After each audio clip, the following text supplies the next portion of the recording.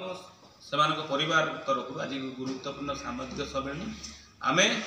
सरकार निकट में बहुत वर्ष धरी दाबी करूँ जे एनपीएस को उच्छेद करके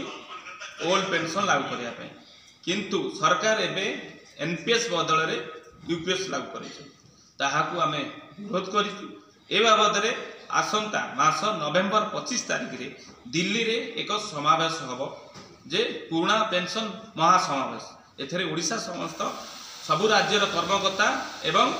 नेतृत्व माने जोग देवे आमे आपण माध्यम रे अनुरोध करछु ओडिशा रे एनपीएस जो माने अछंती से माने दिल्ली समावेश रे जोग दियौ ता सहित आमे राज्य सरकार माननीय लोकप्रिय मुख्यमंत्री यशस्वी प्रधानमंत्री की आपण माध्यम रे निवेदन करछु 4 लाख कर्मचारी एवं सेमानक परिवार गुरुत्व स्वार्थ दृष्टि ओपीएस लागू करते आम पड़ोसी झारखंड छत्तीसगढ़ राजस्थान हिमाचल प्रदेश जितेबाला पुराना पेंशन दौला बेले ओडिशा भली एक वितशील प्रगति जे कि विभिन्न क्षेत्र में 1 नंबर होते सरप्लस थाई पैसा कहीं दौना मान्यवर मुख्यमंत्री जितेबाला मुख्य सचेतक थे से से निजे कहते कहीं पुराना पेंशन लागू हो पारे केवल आंतरिकता अभाव आम से दोहराऊँ जे सरकार नुआ सरकार केवल आंतरिकता अभाव अच्छी बोली पुराना पेंशन लागू कर आम